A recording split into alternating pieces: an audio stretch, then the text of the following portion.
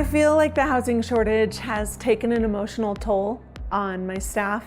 If we're a resort town where people are expected to come to work looking presentable and being friendly, it's asking a lot to do that when you don't even have a roof over your head.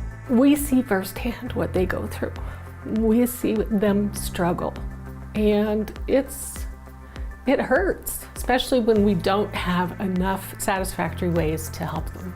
I wish that those were just basic things that was like, oh, of course you can have a place to sleep at night, of course, anyone. So what that creates is an incredible sense of instability within the home, and that puts stress on the marriage, it puts stress on the children.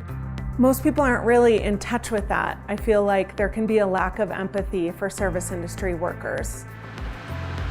In 2016, the Gunnison Valley Housing Needs Assessment took a detailed look at the availability and affordability of homes throughout the valley. Among the report's findings was the existence of a workforce imbalance between the North and South Valley. In short, there are more jobs in Crested Butte than there are local workers to fill them. In 2016, that meant nearly 850 workers commuted roughly 60 miles round trip from Gunnison to the North Valley numerous times a week. 12% of Gunnison residents who responded to the Needs Assessment survey said they would prefer to live in Crested Butte if affordable housing were available. Nearly 70% of employers surveyed said the availability of housing for workers was a serious problem. In 2016, they estimated as many as 360 available jobs went unfilled.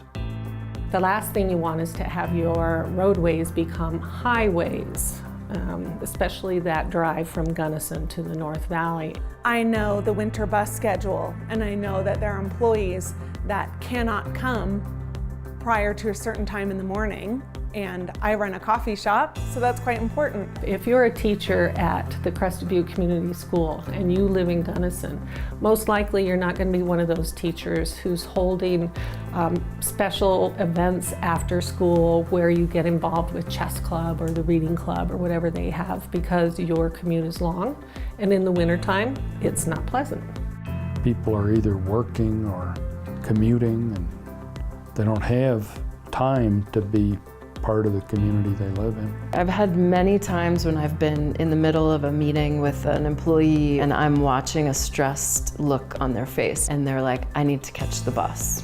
You know, it's just part of their lives. Their whole schedule is determined by when that bus goes up or down the valley. Spending my life working and then spending all the money that I'm making working on the gas to get to work is not ideal. It's kind of rough a little bit. We don't want to tell that story all the time.